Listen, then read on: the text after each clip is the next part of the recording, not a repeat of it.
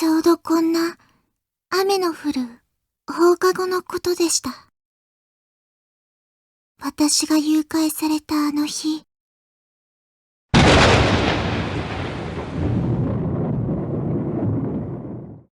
In 2011, a game titled Corpse Party Blood Covered was released for the PlayStation Portable and the 3DS. The game is about a group of teenage kids and a teacher who was transported to a cursed school and must find their way out of it while avoiding ghosts and things that could kill them. The game would go on to become a cult classic and garner huge popularity, spanning multiple releases and even an anime adaptation. But what makes Corpse Party interesting is that it's not a typical adventure horror game. You see, this game is disturbingly violent and gory.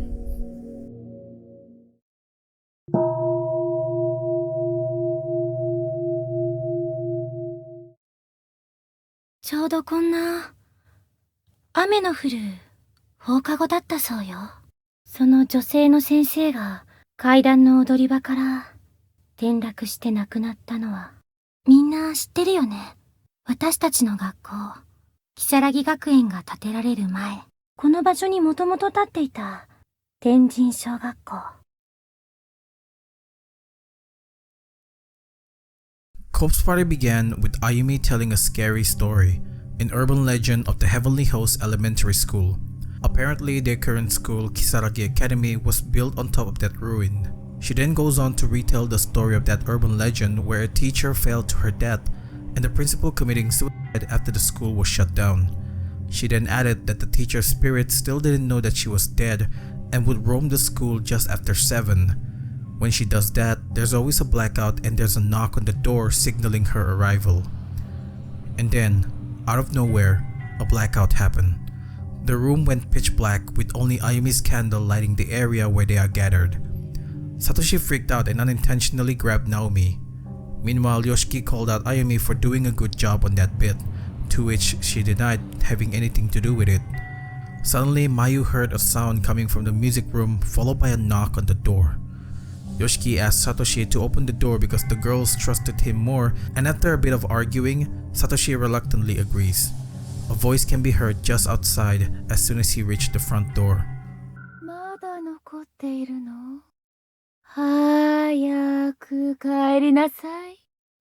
As if the timing was on point, thunders appeared, scaring Satoshi until he falls to the floor. Somebody then enters the room. It was none other than their homeroom teacher, Mrs. Yui.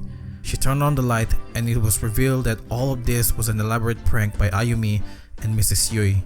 And it was a success because Satoshi has the biggest reaction of them all. Miss Yui then informed Satoshi that someone is here to see him, and it was none other than his sister Yuka.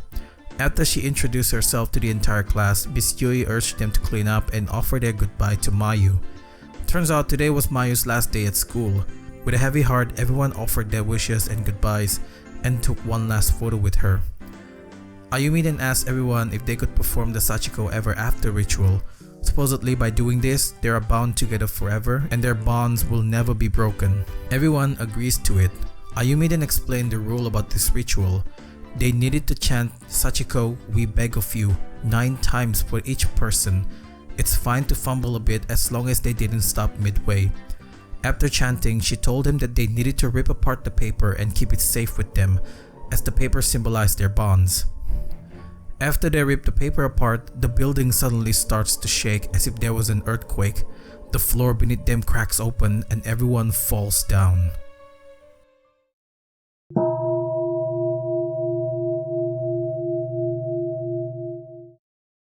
Some time have passed and we see Naomi woke up in an unfamiliar classroom. The floors have holes and the tables and chairs are old looking. Naomi was shocked by this. This isn't their school. On the other side, she saw Seiko lying near the teacher's desk and called out to her, but to no avail. Seiko was completely knocked out. Naomi rushed out of the classroom to get to her, but in her rushed state, she tripped and fell. This made her realize that during the fall, she might have sprained her ankle and her tripping down just made it worse. When she entered the classroom, she immediately checks on Seiko and to her relief, Seiko was still breathing.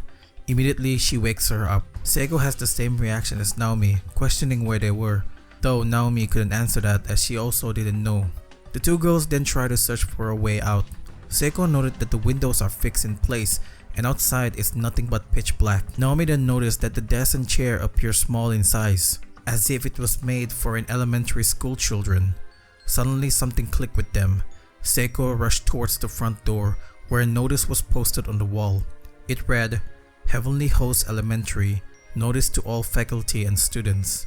Fear grips them as they realize that they are somewhere in the Heavenly Host Elementary School, a place that Ayumi just told them in her scary story. Seiko started to panic, but Naomi calms her down and suggested that they try to find a way out because even if they stay here, nothing would change. So instead of waiting and being scared, they are better off trying to find a way out. Seiko agrees to this. As the two exit the room, another earthquake happened, but this time on a small scale. When they are outside the classroom, Naomi noticed that the hallway looked different. The area seems to be brighter than before, and the rusty bucket which was empty before now has something yellowish inside. The two then arrive at the southern end of the hall, where there was a gap that prevented them from continuing. Seiko then had a brilliant idea of using the loose board they saw in the classroom before. They returned to the classroom to take the board and carefully place it to make a makeshift bridge. Crossing the bridge, they arrive in a stairwell and saw a candle which Naomi finds familiar but couldn't put two and two together. Maybe that fall made her lose some of her memories because she clearly saw that candle being used by Ayumi before. They continue exploring the newly found hallway after the staircase but have to stop because a pit prevents them from going further. Seiko then notices tiny shoes on the floor, which reminds her of her siblings and how they must have been hungry waiting for her to come back home. Here we learn that Seiko is sort of a mother figure to her siblings, taking care of them all. Naomi expressed her admiration for Seiko because she managed to do all that. Seiko must have sensed the conversation is going to be depressing, so she reassured Naomi that they'll definitely return home. Good job, Seiko. You raised a death flag. They found an entranceway which could take them outside, but when they tried to open it, it didn't budge. In fact, it seems like the door can't even be opened even with the combined strength of the two of them. Seiko suggested that they should check out the second floor for any emergency exits. The two agrees to that and leave the place. Just as they cross the makeshift bridge, the floor behind them collapses, leaving the board that was previously fixed to the floor loose and obtainable. They took it with them and placed it on another gap on the floor in the northern end of this hall, allowing them to cross to the other side and into the stairwell to the second floor. But luck was not on their side. The stairs were blocked by piles of rubble. Just as they were about to head back down, a faint voice called out to them, asking them to wait. Naomi thought it was Seiko, but she didn't know anything about it, prompting Naomi to dismiss it, though she does feel like there was a presence there. Since the second floor is inaccessible, the last option would be to enter the classroom just outside the stairwell. Both girls enter the classroom to see if there's anything there. Suddenly, Naomi stopped in her track. She pointed at a corner where something that looks like a human bone can be seen. Seiko decides to take a closer look and screams in terror. It really is human bones.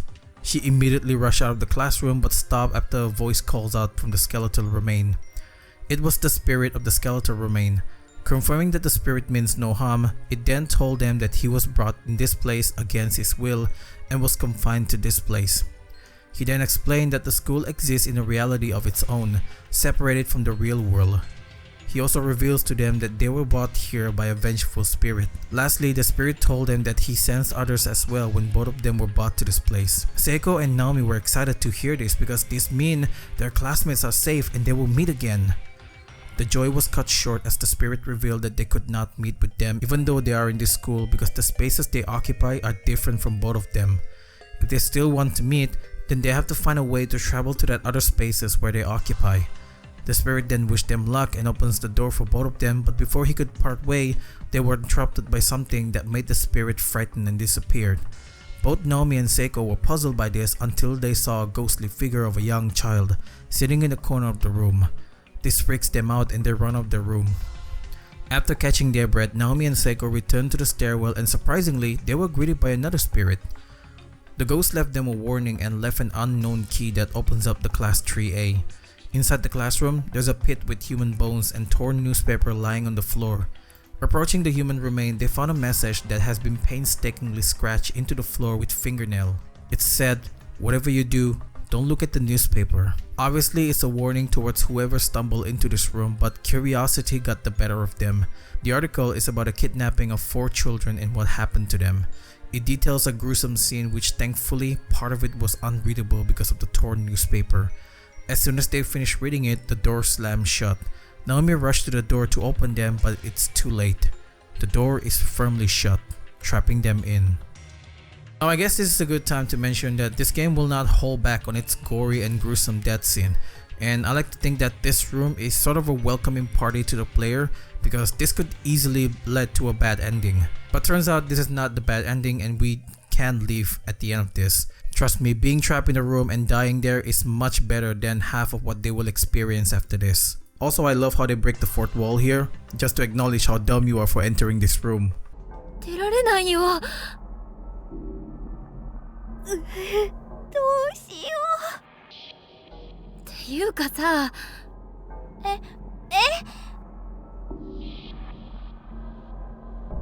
あもう。 After a while, the door reopens and allows both of them to get out. Seiko breathed in a sigh of relief before realizing that she had lost her student ID that contains the Sachiko Ever After charm. She felt sad about it but didn't think too much of it yet as they're confident that they will find it again.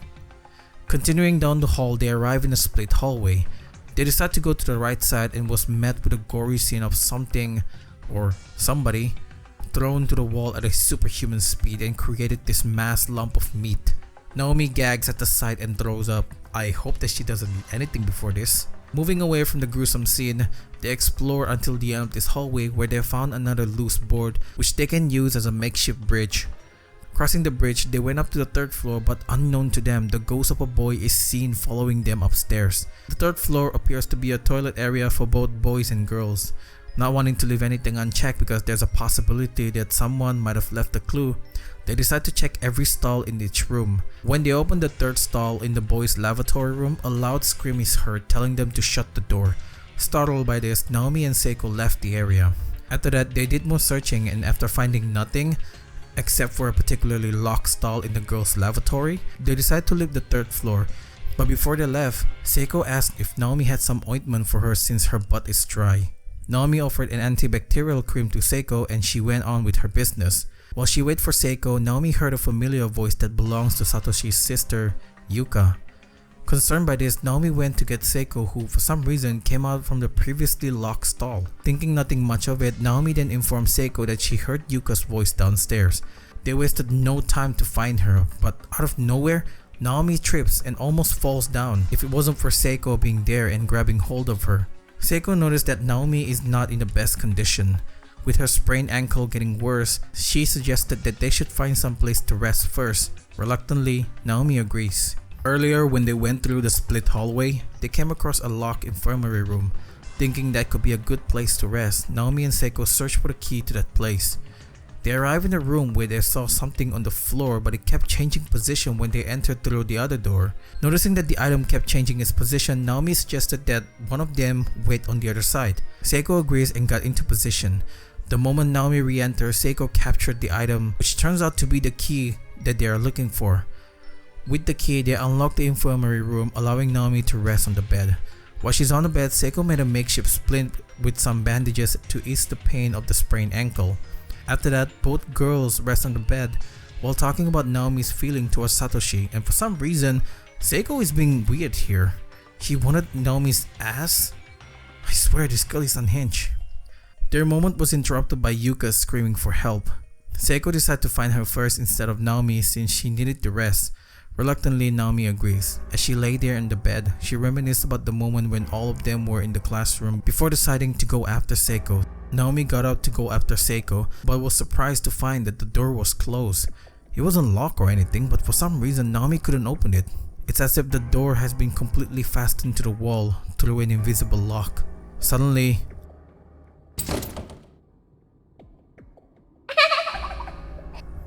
a child's laughter is heard. 夏休みには皆さんで遠足に出かけましょうね。Followed by a creepy voice of what seems to be an older woman. Fear struck her. She rushed to the door, but to her horror, it was covered with countless strands of black hair. She frantically searched the room, but as she got close to the table, an invisible force pushes her away. The creepy voice can be heard again, and this time, a black misty figure appeared out of nowhere. Naomi got the feeling that if she's caught by this figure, it's over.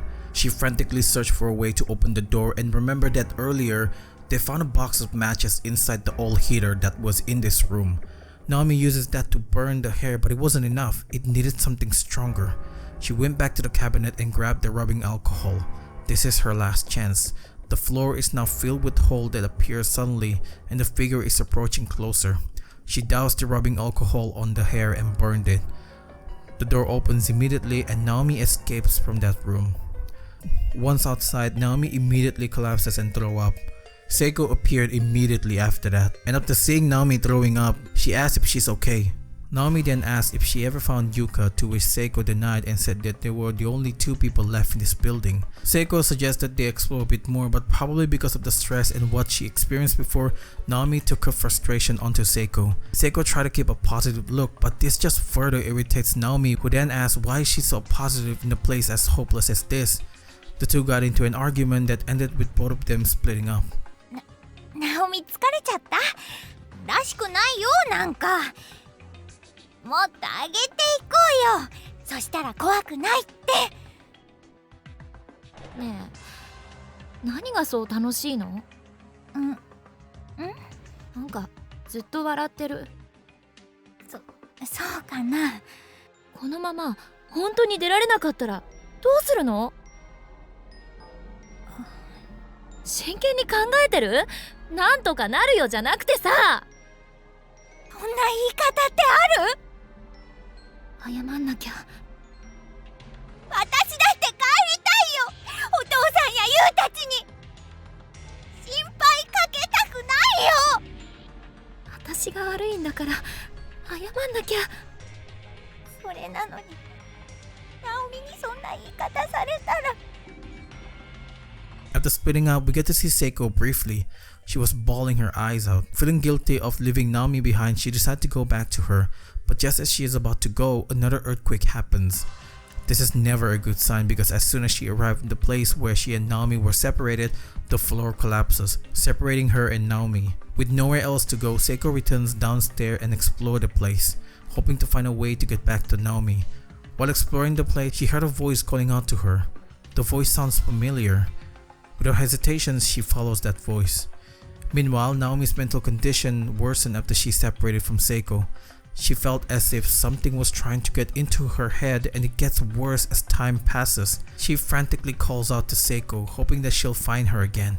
Her condition got worse that she didn't even remember anywhere she went. She just kept running as if she was in a daze, unaware of and unconcerned with her surrounding. And before she knew it, she found herself standing in the third floor hallway. She heard a sound coming from the girl's lavatory. Curious about it, she decided to check it out. One by one, she opened the door, and on the last door, she saw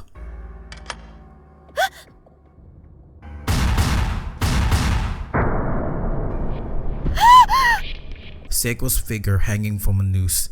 Naomi was utterly shocked by this. Who did this? What kind of cruel person would do such a thing? Fortunately, Seiko was still breathing, though barely. Naomi tried to help her down, but because of the height difference, it only tightened the noose, strangling her even further. Remembering that outside there was a rusty bucket with something disgusting inside, Naomi quickly grabbed it. It didn't matter if it's disgusting as long as it saved her best friend. She throws away the content and rushed back towards Seiko. But by the time she was there, it was too late. Seiko, 今助けるから。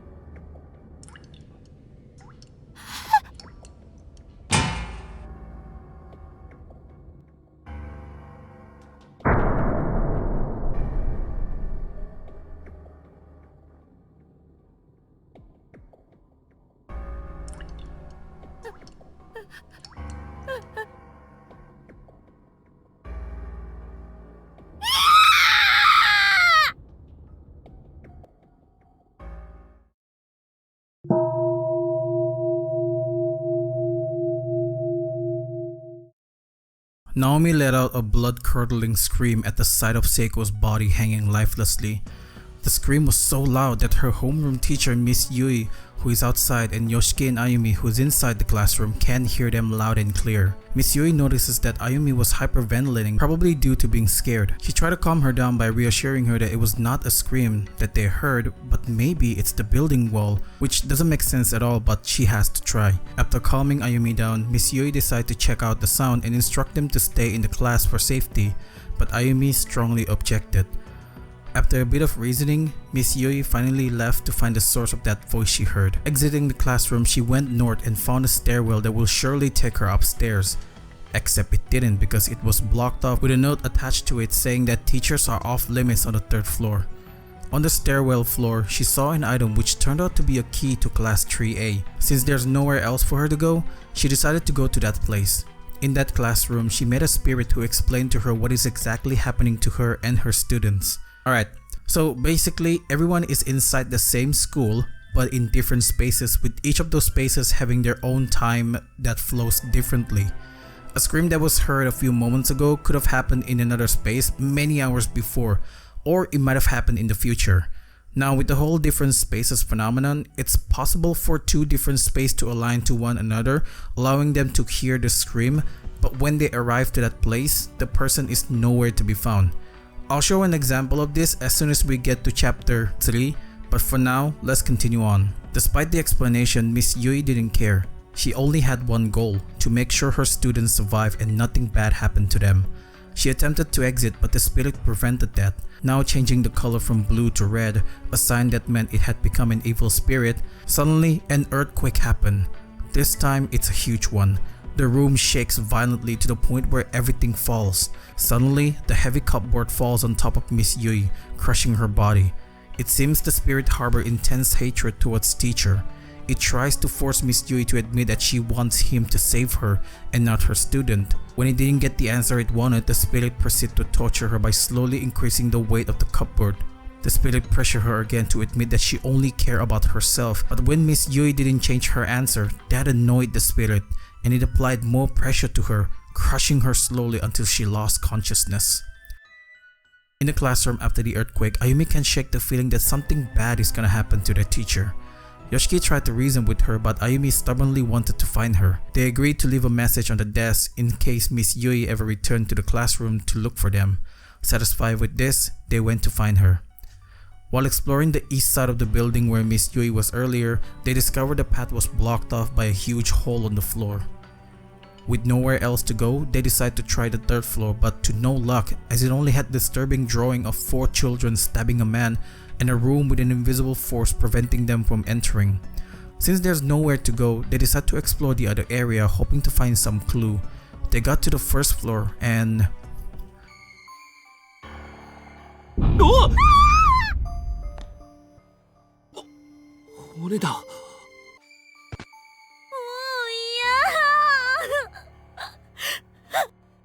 Human bones are scattered on the floor. This is Ayumi's first time seeing them and it freaks her out. She urged Yoshiki to leave the area as she can't stand being there.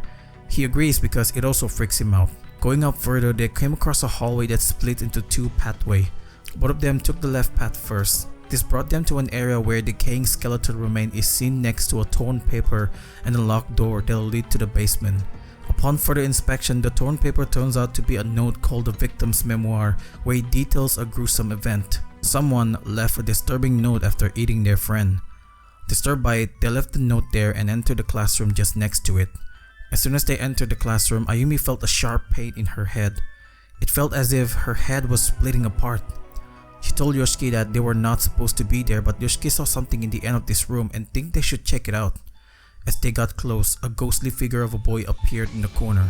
Ayumi instantly instructed Yoshiki to not look at his eyes, as she felt something bad might happen.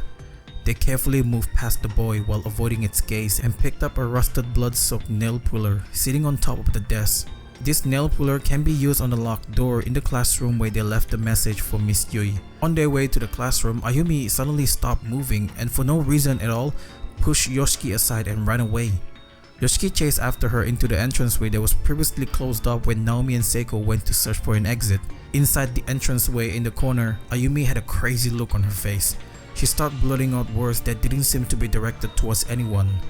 Yoshiki was freaked out by this, but then Ayumi suddenly returns to normal, acting as if nothing has ever happened. He concluded that she was under pressure, which is why she acted like that.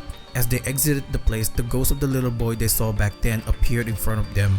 Both of them rushed back into the entranceway for safety, but they couldn't stay there forever. As soon as they exit, they try their best to avoid the boy, and quickly came back to the classroom and opened the locked door. Inside it, there's a lever, which when pulled creates a bridge which allows them to reach to the other lever. The problem is that the lever is located in the classroom where the ghost of the little boy is seen. With no other choice, they decide to go back to that place. Thankfully, since the ghost boy was roaming outside, the place was completely empty. Turning the lever here, another bridge appeared in the hallway, allowing them to explore the east side of the hall. As they were about to leave, the ghost boy appeared, blocking the already narrow path. Thankfully, Ayumi and Yoshiki managed to avoid the ghost boy and they exit the classroom. Exploring the east side hallway, they arrive in the third floor where the boys and girls lavatory are located. They went into the boys lavatory and here Ayumi exhibit weird behavior. For a split second, her facial feature changes. She stared at the floor and gave a creepy grin before he changed back to normal. Yoshiki saw the change but didn't say a word as he wasn't sure what was going on with her, which is a big mistake because as he found out later, things took a drastic turn. When they went to the girls' lavatory, Ayumi noticed a strange human-like stain on the floor. Suddenly, the person's memory came rushing into her head. Ayumi just witnessed Naomi's pain and suffering when she lost Seiko. The memories is too much for her to handle that it broke her down and she runs out. Chasing after her, Yoshiki found her in the same state as she was before, eyes wide open with a creepy grin. Ayumi began laughing hysterically while blurting out nonsensical stuff. She even kicked Yoshiki aside for no apparent reason. Yoshiki had enough and was about to leave until a red spirit appeared. Normally these spirits are evil, but he approached it either way. The spirit tells him that Ayumi is being possessed and is slowly losing her mind. Yoshiki, feeling lost as to what he needed to do, decided to check the girls' lavatory again to see if there was any clue as to why she acted like that. But he found nothing except the second stall where it's pitch black. Feeling like all hope is lost for him, he slumped down on a nearby sink and had a flashback on the time where he almost got expelled because he was caught smoking in the toilet. However, just as he was about to punch the teacher, Ayumi came and saved him, even cried for him, which no one has ever done before. Before long, he regains his composure again and remembered that he vows to protect Ayumi no matter what. Suddenly, Ayumi came in screaming and saying nonsensical stuff to Yoshiki. Without hesitation, he hugged her. This action saved her as she regained herself. However, having no memories of what just happened before, she was surprised to find herself in Yoshiki's arm, and she pushed him away. What an ungrateful little bitch. Calming down, Ayumi explained what happened. Apparently, the dark stain on the floor is someone close to them. Someone whose mind was completely filled with the pain and agony of death. Yoshiki hoped that's not the case. With nowhere else to go, they decide to go back to the classroom to rethink their next move. While on their way to the classroom, they saw a ghost girl entering the infirmary room. Curious about it, they decided to follow it, and sure enough, they could hear the laughter of another person inside. Both of them enter, and to their surprise, it was one of their classmates, Suzumoto Mayu. Mayu assured them that the ghosts are not evil and handed out an article for them to read. The article depicts a gruesome incident where 3 children were kidnapped and killed in the most brutal way possible. Ayumi noticed that one of the kids is similar to the one that chases them back in the first floor. They attempted to reason with Mayu but to no avail as she was lifted up, and any attempt to get close to her was useless as an invisible force pushed them away. Both of them are forced to leave the room for now. As they wondered how to save Mayu, somebody greeted them out of nowhere. Yoshiki noticed that her eyes looked lifeless, and he wasn't wrong as the person who introduced herself as Naho Sainoki was already dead. She goes on to explain that before dying, she learned about the space's true nature. It exists because of the 4 children's ghosts who died a violent death and had a lot of sorrow and agony. Appeasing and giving them closure is the key to leave this place. But to do that, Naho told them they must find the killer and make him remorseful of his action. She advised them to do it fast as her friend doesn't have a lot of time. So I'm gonna interrupt this part here. Basically, we have to find an antique doll. It took me like a few minutes to find it, even though it's not that hard. The body is in the first floor while the head is on the stairwell to the 3rd floor. Now this doll is supposed to be the killer. If you're wondering why it's a doll and not a spirit, well, that's because for lore reason, the doll is a gift from his mother to him. so it is no surprise that the spirit would possess the doll. After assembling the doll, it suddenly talked, repeatedly saying sorry for killing the kids. This is the proof that they need to save Mayu. With this in hand, they rushed back to the infirmary. As soon as they got there, Ayumi held up the antique doll and let the children listen to the killer's remorse. The spirit went silent, and then they cried. This is a good sign, right? I mean, they're finally able to move. The screen flashes red. The spirit lifts up Mayu and took her outside. Ayumi tried to stop them, but it's too late. A loud scream is heard, and seconds later, there was a crash followed by a splat sound. In a fit of panic and frustration, she throws the antique doll to the ground and went outside. Yoshiki fears the worst. When they got there,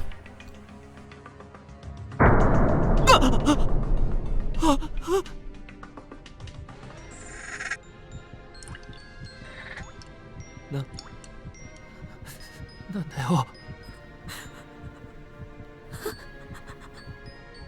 まさかこれ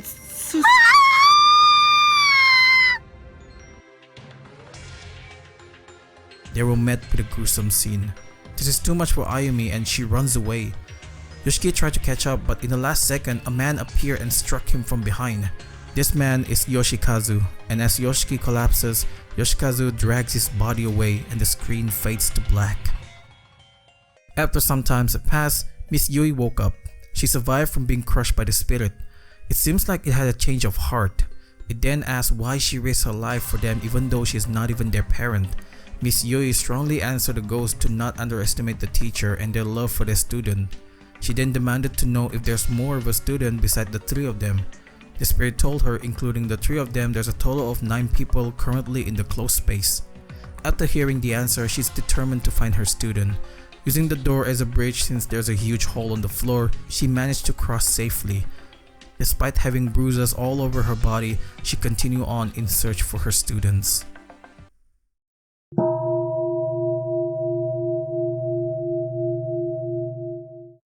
In a different space, Satoshi and Yuka were exploring the school after encountering Sachiko.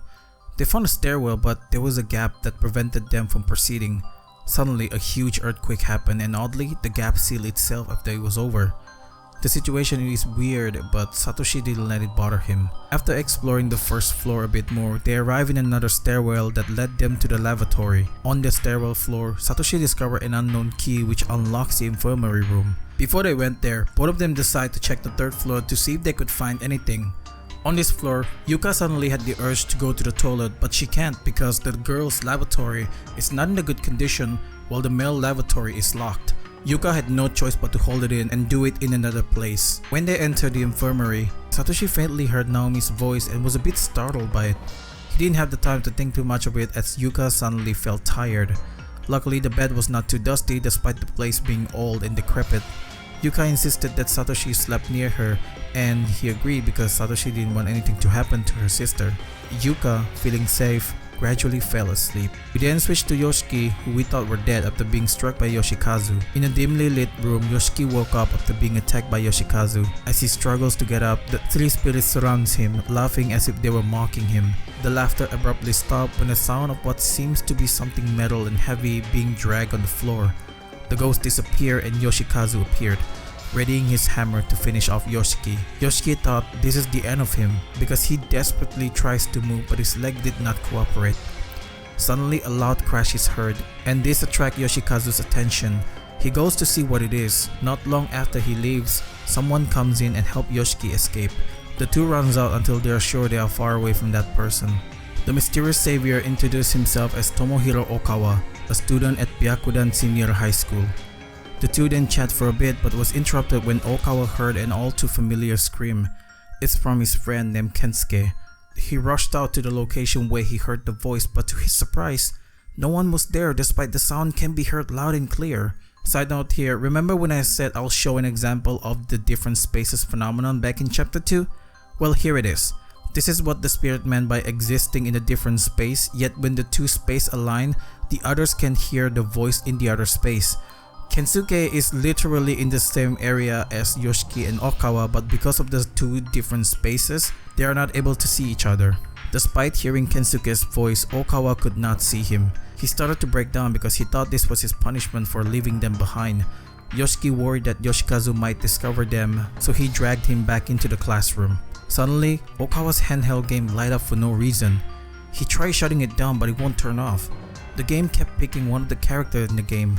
Okawa mentioned that the character was Ryosuke's favorite and was sad because he could not finish the game ever again. Yoshiki reassured him that Ryosuke is still with him with how his handheld game turned on and play by itself. Okawa thanked him for the kind words, but that was short-lived as three spirits appeared and blocked their exit. With no other way out, Yoshiki suggested that since the spirits are kids, they should be attracted to toys. As if reacted to his statement, the handheld game flew from Okawa's pocket.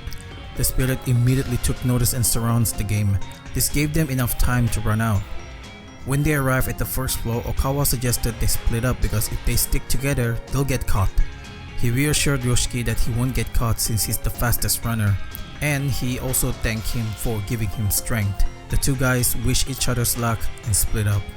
During this time, Yoshikazu found Yoshiki and hit him again, but thankfully he wasn't captured. By the time Yoshiki woke up, his head is bleeding and he experienced short-term memory loss. He didn't remember his encounter with Okawa. The only thing he remembers was being trapped in a dimly lit room. Thinking it was nothing important, he resumed his search for Ayumi. Some time passed and Satoshi woke up. Suddenly they heard Ayumi screaming close by and he immediately exited the infirmary. But instead of finding Ayumi, he found a nail puller on the floor and a large black stain on the wall. They decided to go to the third floor to open up the boarded door because Yuka was holding it in for a while. When they got in, 個室がない。 there's no bathroom stall in sight. Satoshi told Yuka that she could go and do her business while he waits outside, but Yuka decided to hold it in instead of using the holes on the floor or the bucket outside of the classroom they were at the beginning. Either way, since they have no business here, they decide to go back downstairs. In the distance, they heard a camera shutter and found Morishige taking pictures of a pile of meat while having a goofy smile that really makes you want to slap. Morishige was searching for Mayu and declined the offer to stick together but agreed to meet up in class 1A if nothing turns up. Satoshi and Yuka explored a bit more and discovered a door that led them to the school's second wing. While exploring the second wing, Satoshi and Yuka saw a girl running away from something. They rushed over to follow her to see if they could communicate with her, but it was pointless because she completely lost her mind, shouting nonsense at them and then running away. Suddenly, an earthquake happens again and the girl's lavatory, which has hole on the floor before, sealed itself, just like what happened in the stairwell. Satoshi tried to open the door but seeing that it's still locked and Yuka really had to go, he suggested that she should just do her business outside in the woods along the walkway. Yuka reluctantly agrees to it. Seeing how Yuka refuses to go, Satoshi told her that she could do it outside. While trying to climb over the fence, a ghost girl appeared and chased after Yuka. She rushed back in to find Satoshi, but to her surprise, he was nowhere to be found. She searched everywhere for him, backtracking her step, hoping she'll find him. During her search, she encountered Morishige again, who is happily taking pictures of a dead body. He notices Yuka and asks where Satoshi went. When Yuka replies that they were separated, he offers to accompany her until she finds him. Yuka, sensing something is wrong with this guy, declined his offer. Side note, there's actually more to this. In the extra section, Morishige suspects that Yuka might have seen him taking pictures of the dead bodies, and that's enough reason for him to chase after her. I don't want to know what he'll do to her if he caught her, but I can guess it's not gonna be nice. Yuka managed to lose Morishige, and while trying to find a hiding place in case he returns, she bumped into Kizami Yuya, who she mistaken for Satoshi. Kizami told her that he was searching for his sister, so he suggested that they go together in case they cross paths. With the help of an unsealing crystal found at the end of the hallway where it's blocked by deadly green goo, the seal burned off and unlocks the girl's lavatory, allowing Yuka to finally go and do her business. While she's inside, one of Kizami's classmates found him, but instead of being grateful, Kizami killed him and kicked his body from the second floor. Meanwhile, Satoshi woke up in the staff room. Separated from Yuka, he decided to check everything out to see if there's any clues that could help him. He found a few important documents written by someone named Ko Kibiki about what happened to Heavenly Host Elementary School that weren't documented in an article, and a strange tape. As he's about to leave, he was greeted by Naho, who revealed to him that the reason they're stuck here is because they performed the Sachiko Ever After and someone messed up the ritual. Satoshi was surprised by this, but he couldn't blame anyone since the damage was already done. Naho advised him that he should keep the charm close since it's gonna be useful later, and cast something on him. The screen darkened as Satoshi felt a burning sensation.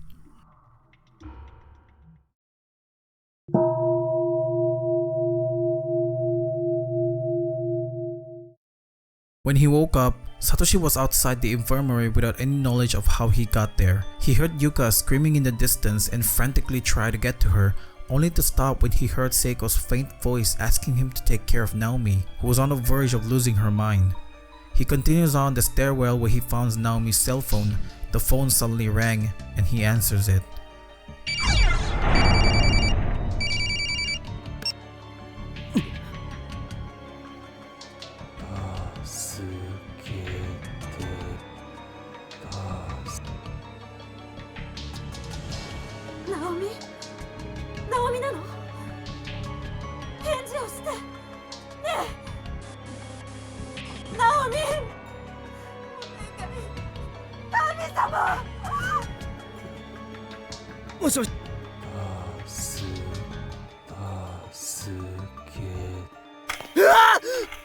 Startled by the phone call, Satoshi tries to not let it get to him and goes up to the 3rd floor. When he gets to the 3rd floor, he heard Seiko and Naomi's voice coming inside the girls' lavatory. They are chatting happily, but no one is in the toilet room. He checks every stall to see if it's open, but they're locked. As he's about to leave, one of the stall doors opened and he heard a sound as if someone was choking. When he opens the 3rd door, he saw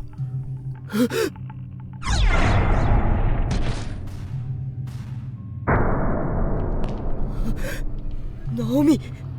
Baka! Nani yatteru nda!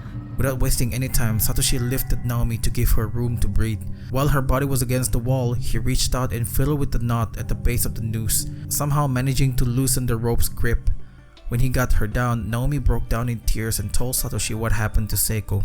Satoshi went to the next stall, and when he saw Seiko's lifeless body, he was also surprised because just a moment ago, he heard her voice. They took her body down and laid her outside. Naomi mentioned that she was approached by a high school girl spirit who informed her about her situation. She then mentioned that she heard Yuka's voice before. Satoshi was relieved because there are others who heard her as well. The two decide to stick together, but as they went down the stairs, Naomi collapses and loses consciousness. Satoshi, concerned about her situation, took her to the infirmary to let her rest. However, he couldn't afford to waste any more time because somewhere out there, Yuka is all alone and scared to death. So he left Naomi for a while with the promise of returning with Yuka. Satoshi returned to the 1st floor where they found the 2nd wing hall, but to his surprise, there is no extended hallway, but instead a wall was placed there. He then wondered if he'll ever meet Yuka again. We then switch to the whiny bitch. We then switch to Ayumi, who is now alone because she was separated from Yoshiki. As he searched for him, the doll that she picked up from the infirmary room started making crying noises. She was startled by it but decided to ignore it. She got to classroom 2A and saw Naho inside. Immediately she confronted her, calling her a liar and that her method didn't work. Around this time, Yoshiki entered after hearing her loud cry. While she's grateful to see him again, she wondered why his head is bleeding. He explained that someone struck him and brought him to a dimly lit room. He also stated that he couldn't remember how he got to the 1st floor. Naho interrupted them by saying her method isn't wrong, but they need to appease the ghosts one by one and get the real confession from the killer. She then revealed that the one who struck Yoshiki was the killer, and according to her mentor's research, the antique doll is a gift from his mother, so they should start with that. When Yoshiki questioned who her mentor is, she suddenly became violent before leaving them. When they got to the 1st floor, the antique doll suddenly spoke.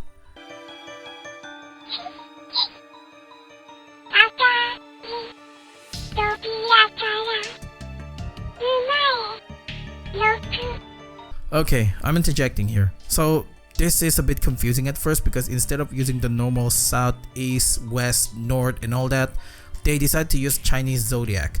You get this hint when you found a book called Circumnavigating the Ancient World. It took me a while to understand, but basically the book details the process of assigning animals of the Chinese zodiac to a clock face and treating it as if it was a compass. So basically, it looks like this. Now the doll mentioned 6-step horse and 11-step rooster. A bit confusing, but if you have the clock with the zodiac on it, you can see that the horse is at 6 o'clock and the rooster is at 9 o'clock, which means 6 steps down, 13 left. Following the rule given by the doll, they uncovered a bag with a name tag on it. It belonged to a kid named Ryo Hoshizawa, one of the Heavenly Host murder victim. Inside, it contained his severed tongue. Ayumi decided to return it to him, hoping that it will appease him. They return to the infirmary where the ghost is seen sitting on the bed. They show the tongue to him, and after he thanked them for returning it, the ground suddenly shakes as if there's an earthquake. Meanwhile, Satoshi also experienced a sudden earthquake. He decided to pick up Naomi before continuing his search for Yuka, since it's not safe for her to be alone in the infirmary. When he turns back to the stairwell, he sees a kid in a red dress, most likely Sachiko. He calls her out, but Sachiko runs off. He wanted to chase after her, but Naomi comes first. When he gets to the infirmary, he found it odd that it was locked when he clearly left the door open. Since there's nothing he can do about it, he decides to check the direction where Sachiko runs off. As he searched for her, he can hear ominous voices of a young girl.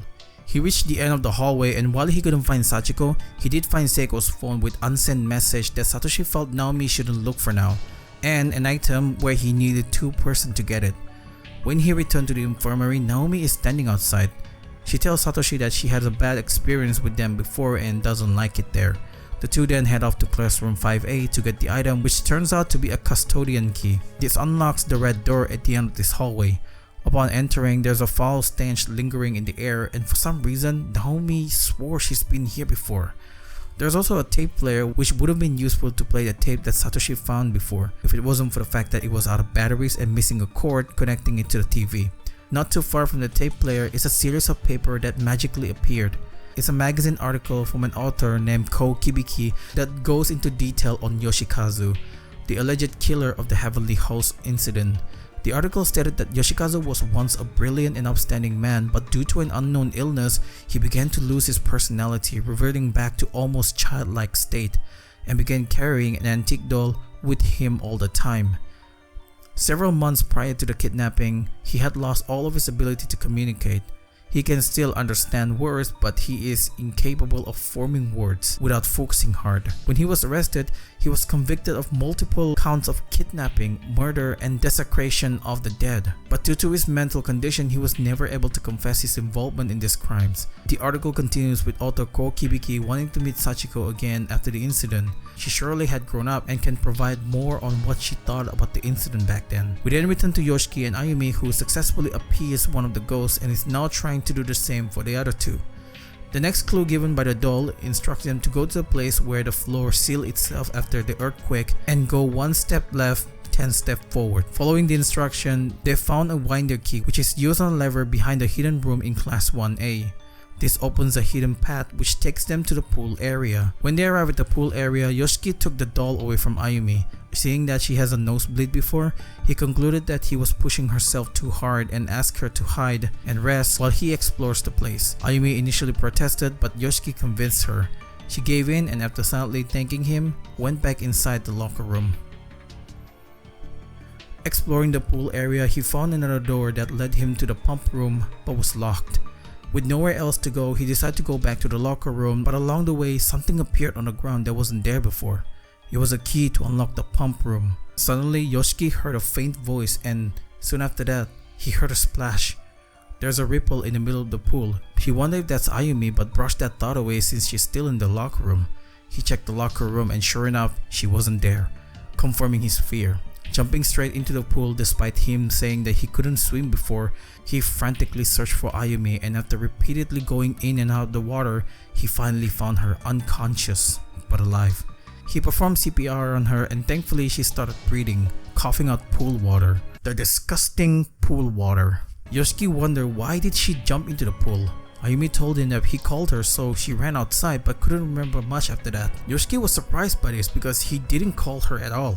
The two of them then went outside to clean themselves using the rainwater since they smelled so bad. Once they cleaned themselves, they unlocked the pump room to drain the water from the pool. When they went back to see what's in the pool, they were surprised to see it's full of dead bodies. They found a note by someone who wrote what they did to the valve wheel. Looking inside the drainage grate, they saw something round which turns out to be the valve wheel. Using the valve wheel back in the pump room, they found a bag containing a severed tongue that belongs to Tokiko Tsuji. They rushed back to the first floor hallway and gave the tongue to the headless ghost girl. This proved to be the right thing because she disappeared as soon as she received her tongue. Immediately after that, they left before the other ghosts could catch up to them. The next clue given to them instructed them to go to a place where Mayu died, and as if it's mocking them, the doll proceeds to describe in detail where the item is before laughing maniacally.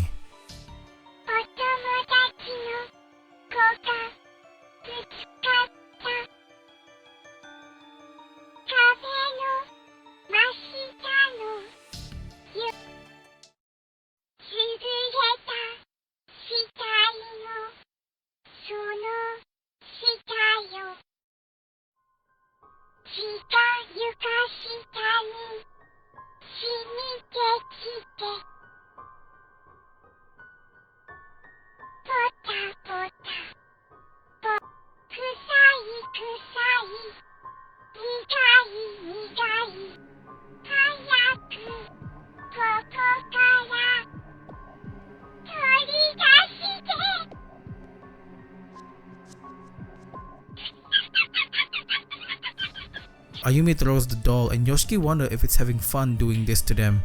They couldn't bring themselves to desecrate their own friend's remain. Suddenly, a familiar voice can be heard from upstairs. It's none other than Morishige. He told them that he was in the second wing for a short while, but lost consciousness and somehow ended up in the first building.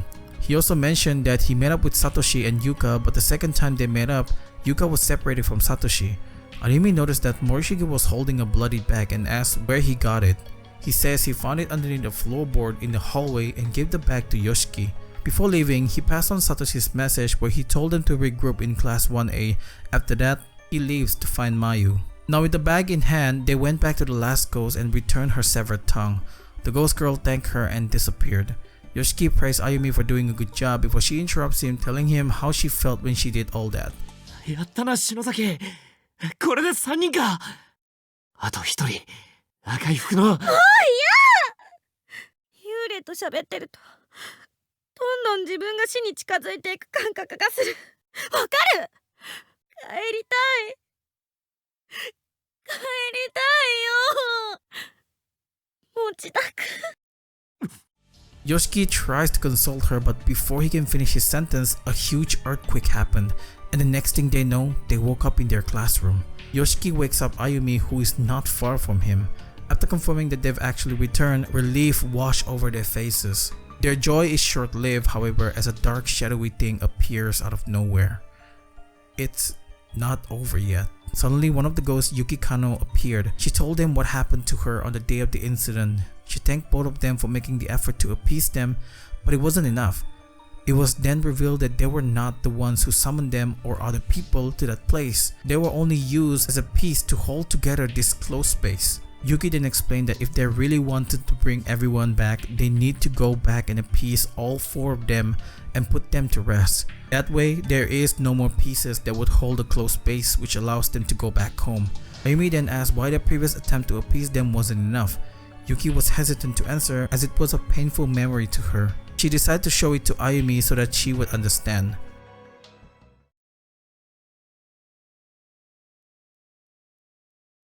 Ayumi woke up in the basement with 3 kids next to her, bound and unable to move. She was then blindfolded by Yoshikazu, who then sits in the corner. We then hear Yoshikazu mention something about doing it in order. Shortly after that, we heard one of the most terrifying screams a person could have ever produced. It goes on for half an hour until it finally went silent.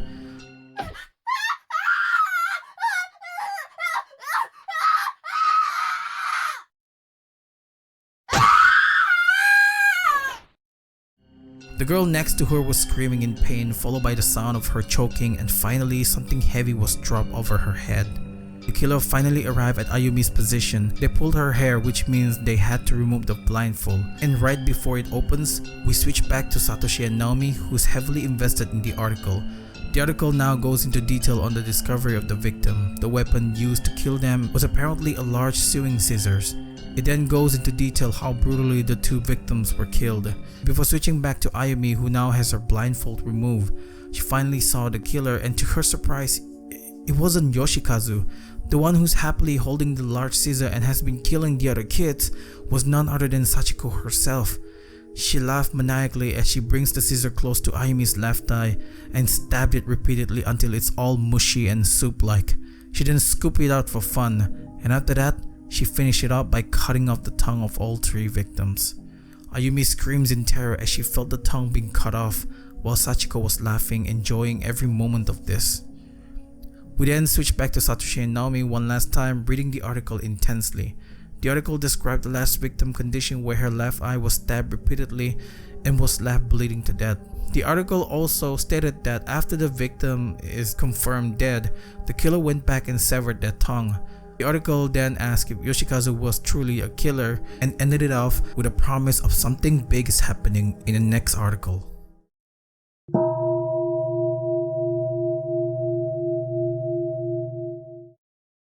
Kizami heard Yuka screaming after she went inside the toilet. He went in and saw all the stalls filled with dead bodies who died of hanging. For some reason, he was excited by this. When he got out, Yuka asked if he's the one making the noise. Kizami denied it. Yuka feels that something is wrong with him, decides to leave to find her brother on her own. Kizami then stops her, claiming to be his brother until both of them died. This freaks Yuka out and she leaves him. Before leaving, Kizami warns her about what she's gonna see below and chuckles sinisterly. When she reached downstairs, she saw a badly wounded Kurosaki who miraculously survived the second floor fall after being stabbed. Yuka tried to stop the bleeding, but Kurosaki didn't care about that and instead urged her to run away. Suddenly, as she turned around, Kizami appeared and kicked her in the stomach. He then approached Yuka, intending to kill her while ignoring the dying Kurosaki. Kurosaki desperately tries to get his attention, apologizing for being a bad friend. This piqued Kizami's interest and he approached him. This gave Kurosaki the opportunity to punch him. Not long after that, Yuka woke up and saw Kizami standing next to Kurosaki's body. With a terrifying smile, he looked at Yuka and assured her that he'd protect her from any harm. He picked up a science key from Kurosaki and slowly approached her. Terrified of this, she ran out immediately. Yuka tried to open the entranceway door, but it was locked and required a key. She saw Sachiko at the left of the hall and tried to approach her, but a cupboard suddenly fell, blocking her way. At the moment, Kizami is already in the room. She avoided him, runs back into the previous room and went upstairs. Kizami is relentless in chasing her. Eventually, Yuka runs out of place to go as she circles back into the other side of the entranceway where she saw Sachiko before. But as if luck was on her side, on the spot where Sachiko sat previously, she found the key to open the entranceway door. Immediately, she runs back to unlock the entranceway door and make her way to the main building. Sachiko then appears and tells Yuka to follow her. Because of this, Yuka narrowly escaped Kizami when Yoshikazu appears and attacks him with a hammer. It then ended with Kizami being dragged off into the infirmary room. We then briefly switch to Morishige, who, after leaving Ayumi and Yoshiki, ends up back in the second wing building. He takes a break in his search for Mayu and reminisces about the time she found out that he dropped out of acting audition. Morishige revealed that Mayu was his saving grace and he needed to see her because he's afraid of being alone. To cope with that, he started looking at pictures of dead bodies to stay sane. One particular picture that he took where the body exploded into pieces on the wall calms him down. He started admiring the lump of meat and wondered what kind of person she is, and if she knows that she's been washed, she must have been very embarrassed. Suddenly, Morishige received a call. He picks it up and heard Mayu telling him to stop looking at her insides. Morishige screams in terror, knowing that the picture he took was Mayu all along. He screams in agony as the screen fades. We then return to Satoshi and Naomi. Still in the custodian room, they try to piece together what exactly happened in this school. They conclude that they need to see Sachiko in order to leave the school. Satoshi prepares to leave since he hasn't heard Yuka's voice in a while. But then a huge earthquake happened which feels different than before. The room then shakes violently before a beam falls onto Satoshi, rendering him unconscious. Back at the real school, Ayumi, who just experienced what Yuki went through, told Yoshiki that they had the wrong person all this time. Yoshikazu was not the killer. It was Sachiko all along. The man was just an accomplice. Ayumi then asked Yoshiki to go back to Heavenly Host to put them to rest and rescue everyone else. Yoshiki, though hesitant at first, agrees since he didn't have that many friends to begin with. When they got back in Heavenly Host, Yuki reminds them that the next time they met, they will revert back to being an evil spirit. She gave them a marble statue and told them to find the other one since it's going to be vital for them soon. After that, she disappeared. On the first floor, Ayumi picked up Naomi's student ID card. This excites her because it meant that her classmates are nearby. We then cut back to Satoshi, who woke up after having a dream about Yuka. Naomi, who woke up soon after, asks if his head is okay since a beam just fell onto his head. Suddenly, the camera turns on and plays a recording of Ko Kibiki and his assistant Taguchi exploring the Heavenly Host School. Taguchi heard little kid's voice and it freaked him out. He told Kibiki where he heard the voice but then stopped as he realized he stepped on something. As soon as he sees what he stepped on, he immediately let out a scream and runs away, leaving Kibiki alone. The tape then ended there, but they wonder what is this way out that this Ko Kibiki person mentioned. Satoshi attempted to take the camera away but couldn't pick it up since it's fixed in its place. With nothing else interesting in that room, they head out. In the distance, Ayumi saw Satoshi and Naomi and rushed towards them. All four friends reunited after being separated, and after a moment of catching up, they exchange information. Here, each side learns the death of Mayu and Seiko. They devise a plan to get Sachiko express her remorse for killing the kids and then go home. Naomi then mentioned that they kind of found a way back from a guy named Kibiki. Ayumi instantly recognized the name and says that the method might be different from what Naho said. Naomi wondered if they could do it since they're just a bunch of high school kids. An argument broke out between Ayumi and Naomi, but thankfully Satoshi stopped it. Before leaving, Yoshiki gave the statue to Satoshi since it'll be much more useful to him. Satoshi wandered the hall for a while searching for any sign of Yuka. Somehow, they managed to find a path that led them to the second wing building. He retraced his step, arriving in the boys' lavatory area and found Yuka's bloodied shoes. He was worried when he saw this. Yuka could have been injured or worse. But Satoshi, being the positive person he is, tries not to think of the worst and continues on, hoping to find Yuka in this building. On the left side of the boys' lavatory is a set of stairs that will take them up to the second and third floor. Here they discover Morishige's phone, where it recorded his last moment. Satoshi took the phone with him and continues exploring. After exploring every single corner of the second wing building, Satoshi was ready to give up and return back to the main hall. That is, until he returns to the entranceway and... Yuka! Yuka! わかるそうだもう大丈夫悪かったな一人にして After a heartfelt reunion, a tape suddenly fell down and Satoshi thought it belongs to Yuka, but she never seen that before. Naomi noticed that the label said Kibiki's research tape number 2. This is the continuation tape they needed in order to know how are they going to leave this place. Satoshi returns to the main building. All the while, he activates a lever which then creates a bridge for Yoshiki and Ayumi. With the help of Satoshi, Ayumi and Yoshiki can finally cross the gap and continue exploring. At the end of this hallway, there's a door with talisman that leads to the basement and an article left by Ko Kibiki. It detailed his experience in Heavenly Hosts. After she finished reading the article, Ayumi started piecing together how they arrived in Heavenly Hosts in the first place. She realized that Kibiki had come to the school by his own volition as well as Naho. She recalled how the first spirit mentioned that they were trapped in the school because of the curse from the little children, but Yuki, the ghost that haunt them, denied ever doing that. Ayumi realized that they might have messed up the Sachiko ever after charm and angered Sachiko, which is why they're in this predicament. Alright, so after this, we have to find all of Naho's notes to get the red statue. They're pretty much scattered throughout the game, so it's not really hard to find them. As far as I know, Naho's note is the only note in the game where you have to find all of them, because in order to get the red statue, you have to read all of the notes in order. With all the notes gathered, Ayumi confronted Naho, who is inside the video reference room on the 3rd floor. She shared what she knows about this whole incident. Naho thanked her for the info, but she stated that Ayumi only solved half of it. There's a lot more that she hasn't figured out yet. She then excused herself since there's someone that she wants to find, but then Ayumi stopped her and told her that she's disappointed in her. Naho was confused why she would feel that way. Ayumi then showed her the notes she gathered. It was revealed that Naho intentionally messed up the procedure. She wanted the ritual to fail. Alright, so if anyone is confused here, what did Ayumi meant by that? Let me explain. When she talked about Naho intentionally messing up the procedure, she's not talking about the ones that we found on her note. Ayumi was referencing the one that she posted on her blog. The note she wrote said that the charm must be chanted once per person and one more at the end for Sachiko. The blog she wrote instructed them to say the charm based on how many people are present that are doing the charm and then chant them.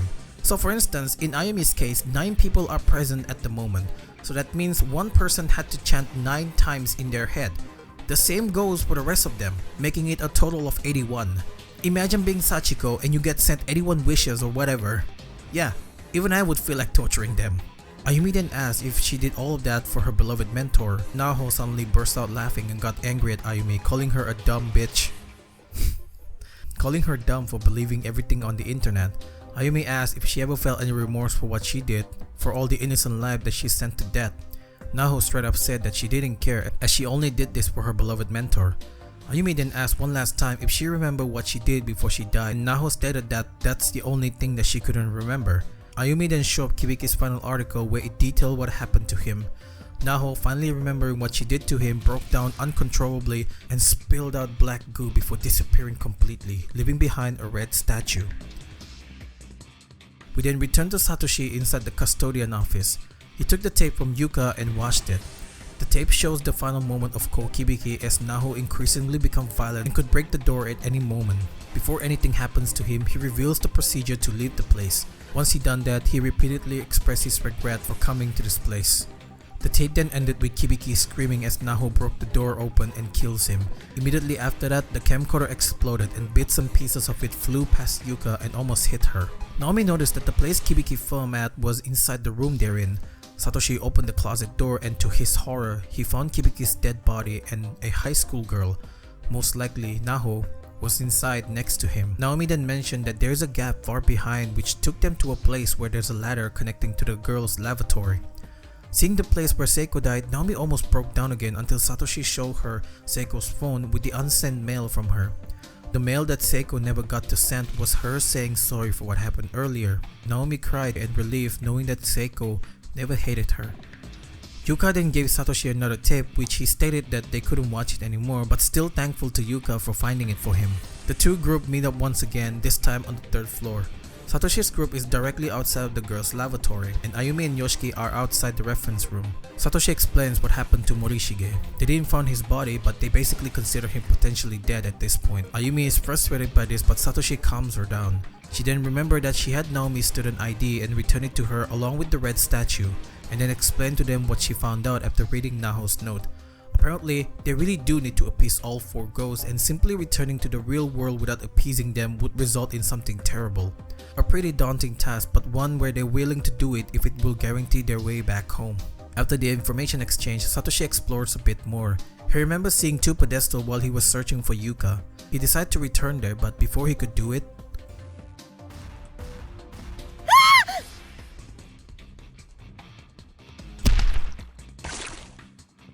they fall down into a pit where the water is full of insects, and worse, there's only 15 seconds before Naomi is completely devoured by it.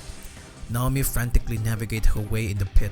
Every second counts, and just as before she's completely overwhelmed, she reached Satoshi and grabbed his hand. Satoshi pulled her up and then helped her remove the remaining bugs and insect that is stuck on her clothes.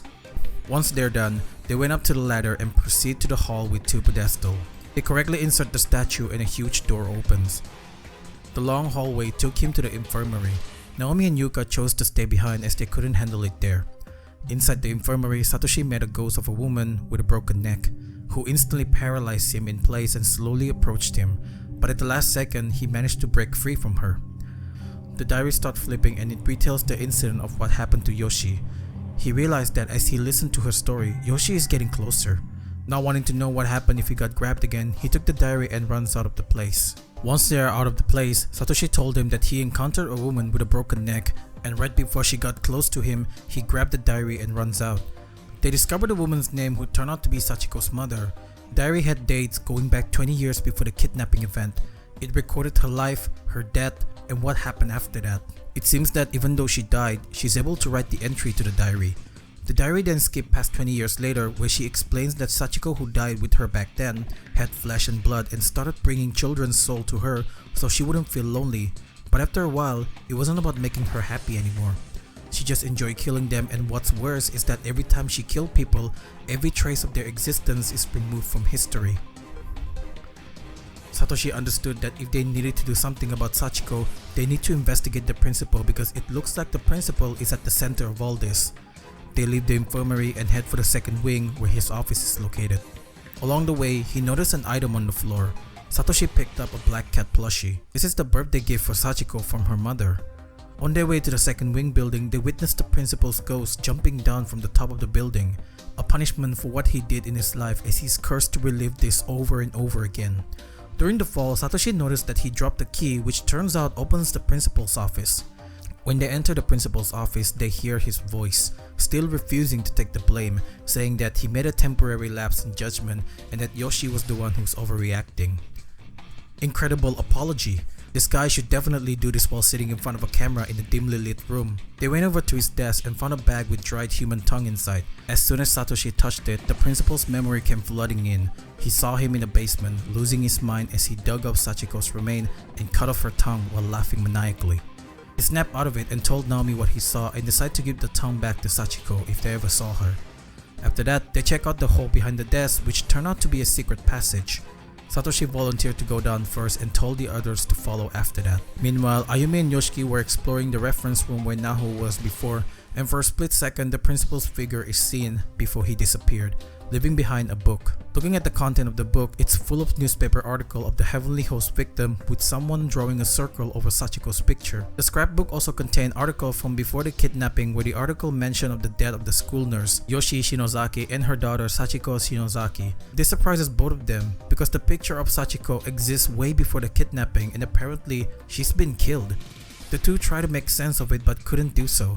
In the end, they leave it at that since they have other important things to do.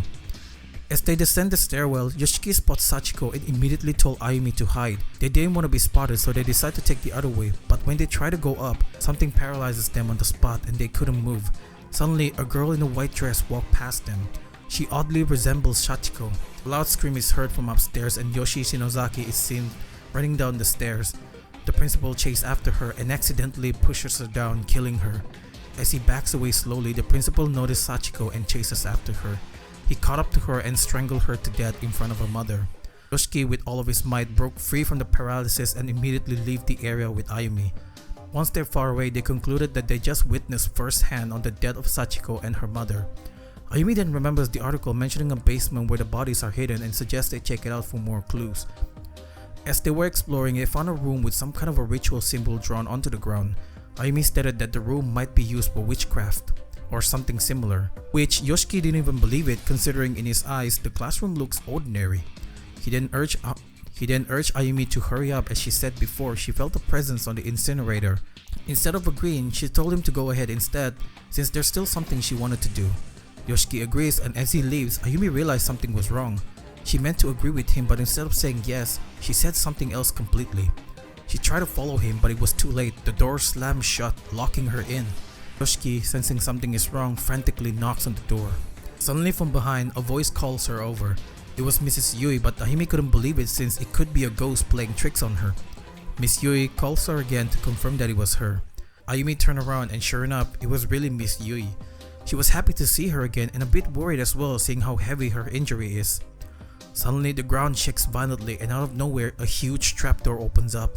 Luckily Miss Yui was fast enough to grab the edge, preventing them from falling. She urged Ayumi to climb her body to get to safety since she can't support both of them due to the injury of one of her arm. Ayumi desperately climbed up and made it to safety. Yoshiki finally gets in after forcefully opening the door. Immediately, Ayumi asked him to pull Miss Yui up but she rejected it and urged Ayumi to get out because she still has something to fulfill, a dream she needs to follow.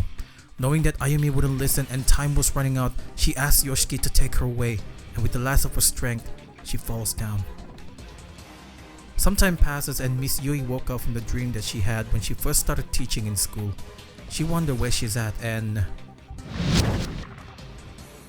she remembers now. She was buried in a rubble after falling down. With little time left, she wondered if Ayumi was able to get out safely. She couldn't move her body anymore. She couldn't even feel her lower half. With her dying breath, fear grips her and for a split second, she didn't want to die. Her student's face flashed before her eyes and in her last moment, she calls out her parents. Ayumi, who just escaped with her life, had enough. She didn't want anyone else to die and was ready to give up, but Yoshiki wouldn't let that. He reminds her that Miss Yui sacrificed her life for them and they should not have wasted it. Suddenly, the principal is seen at the end of the hallway where he disappeared inside the incinerator. Yoshiki and Ayumi rushed to check it out and they saw something yellow inside but it was too far away to pick up. He then volunteered to go in. Ayumi initially opposed to the idea since they didn't know if someone would turn on the incinerator, but reluctantly agreed as Yoshiki decided to head on and they told her to stay. Since she didn't want to be left behind, she followed him.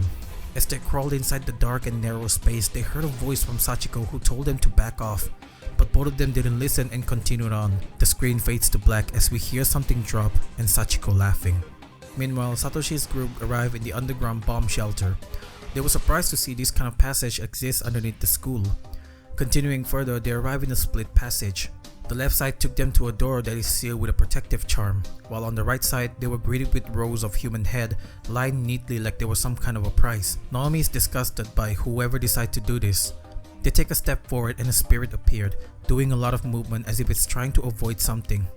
They decide to follow what the spirit did to safely navigate the place. They continue east after reading an ominous note and bump into Taguchi.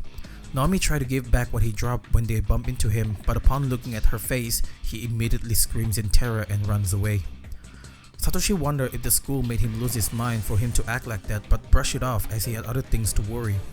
They soon found a lever puzzle which needed them to pull a lever 5 times in different places. Once that taken care of, they arrive into another room with the same spirit puzzle, only this time the area it covers is much bigger. After doing the puzzle, they enter a dark room that had blood and meat stuffed into it. This might be a dissecting room. Looking at how there's a table with blood dripping on it, they were horrified by this, but what's even worse is that someone is approaching the place. Quickly, they hide underneath the table and saw Taguchi hiding inside a locker. Not long after that, another appeared. This time, it's Yoshikazu, who drops Seiko's lifeless body on the ground. Naomi almost screamed, but Satoshi covered her mouth to prevent her from screaming. Yoshikazu then opens the locker room and immediately Taguchi runs out. He took Seiko's body with him and chased after Taguchi. After the coast is clear, Naomi, who saw Yoshikazu dragging Seiko's lifeless body around, she flew into a rage and started chasing him, determined to stop him from desecrating her body any further. Satoshi asked her to wait for him, but Naomi just wouldn't listen and run off. Luckily, there's blood trail on the floor, which makes them easier to follow. We then see Ayumi waking up in the corpse disposal room. Seeing a lot of bodies around her, she panicked and called for Yoshiki. Suddenly, Yoshiki shouts back and emerges from the pile of corpses. He told her that he got stuck in another chute and almost fell down in a pool of blood and corpses. The two exits the place and just in time, they met up with Satoshi and Yuka. All of them exchange information on what happened. Satoshi told them that Naomi is missing. He's also surprised to learn that their teacher didn't make it. Yoshiki then told them all to not let their sacrifice be in vain and they had to finish this. Everyone agrees and proceed. As they got close, Yuki appeared telling them that Sachiko is just up ahead and it's time to do it properly if they ever wanted to go home. Satoshi asked if she knew anything about Naomi, to which she explains that she is also fighting her own demon and if she can overcome it, she'll definitely return. There's nothing they could do except proceed on. Yuki reminds them again that they need to appease the human side of Sachiko if they ever want this to end. They entered the place where she was buried and immediately Sachiko appeared telling them to leave or she'll kill them. We then see Naomi looking through the TV while the video is playing a tape from Taguchi's camcorder. Here we found out why Taguchi was so scared of Naomi. While he was separated from Kokibiki, he got to the 3rd floor and heard someone screaming. He decided to check it out and saw Seiko being strangled by Naomi. Seiko desperately tries to reason with Naomi, telling her to wake up, but she's not listening. Taguchi, who just witnessed someone murdering somebody, decides to leave only to turn around and saw Naomi standing behind him. This surprises him and he runs off. Naomi wordlessly dropped to her knee. Meanwhile, Satoshi and the other confronted Sachiko. He tried to reason with her, but she didn't listen to what he said and instead paralyzes everyone. Sachiko then approaches Yuka and raises scissors to stab her. Ayumi urged Satoshi to appease her now as the longer they wait, the more Yuka and possibly everyone could get hurt. Next to Sachiko's grave stood a girl with a yellowish white dress. This must have been her human side, the one that Yuki was talking about. Satoshi returned her tongue and told her that she's not the only one who suffered. Her mother suffered as much as she is. He then offered her the black cat plushie. This allowed them to move again, a sign that they are doing the right thing. Sachiko then screams out loud, followed by a violent shake. During this time, Naomi runs in and joins the group. Relieved to see her, Satoshi told everyone to pull out their charm and all of them gathered around her grave. They then chant 6 times and after the 6th chant, a white flash enveloped the room and the shaking stopped. They have a moment to rest before Yuki told them that now is a good time to escape and complete the ritual because the gate is open. Ayumi then wonders what will happen to Yuki and the other. She explains that besides Sachiko, Yuki and the other are already part of the closed space, so none of them could be safe. As soon as she said that, Yuki became the new Sachiko. Satoshi and the others run for their life, out of the basement and towards the walkway to the second wing building. They made it outside and without wasting any time, all of them climbed the fence and jumped out. A white light enveloped them and the next thing they knew, they woke up back in their classroom.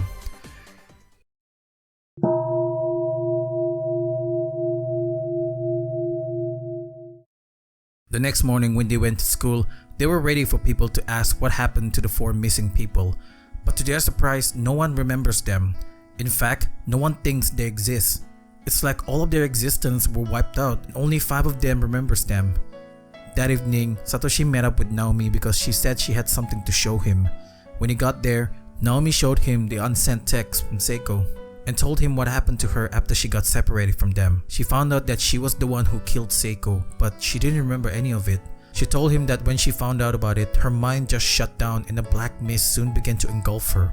She was slipping away, ready to give up, until Seiko's message appeared. She thought she wanted to get back at her, maybe even curse at her, but the message kept sending the same sentence over and over again where it said, "No hard feeling," implying that Seiko never blamed Naomi one bit.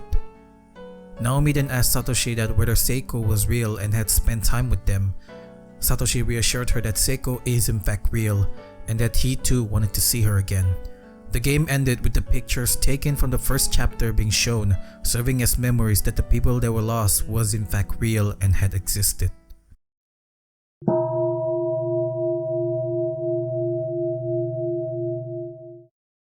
Without a doubt, Corpse Party definitely deserved the cult classic title. I'll be honest, when you guys voted for this game and everyone kept talking about how gory this game is, I was skeptical. I never played any Corpse Party game before, so I went completely blind. Fun fact, my first ending to this game was the one where Satoshi was doomed to repeat the day all over again. I don't know what I did wrong. I thought that was the ending, but when the credits roll, it shows me that I got the bad ending. And when I learned that there is a true ending, I redid all my playthrough. You may notice that I don't include many bad endings or bad choices, and for a good reason. Some of them are downright disturbing to watch. While some bad ending kind of felt ridiculous, my personal uncomfortable ending was the one where Yoshiki eats Ayumi. That one took me by surprise. I saw the warning, but I want to know what happened. I know it's not gonna be pretty, but I got curious. Another one was not a bad ending, but more so an event in the game. In the end of chapter 4, Yuki let Ayumi see what they experienced, and I swear, the scream that we heard felt like a genuine terrified scream. It's so uncomfortable to hear, and the way it was graphically described, I was sick to the stomach by how much vivid I can imagine it. It's amazing with just the words alone, I can imagine the whole thing. And another one was the eye scene. It describes it as being mushy and can be scooped. I don't know what I felt at that time, but I know that I was seriously sick of it. I hope you all enjoyed this video. To be honest, when I started this game, I didn't expect to be hit with so many emotion. I thought it's gonna be another gory game with a group of teenage kids got trapped in a creepy house and was senselessly murdered, but no, it's much more deeper than that. The story is definitely one of the best I've experienced so far in a gory game, and there's like 5 more of the game in the series. But that's pretty much about it in the video. Like and subscribe if you want to see more content like this, and check out my previous video. That's all. See you.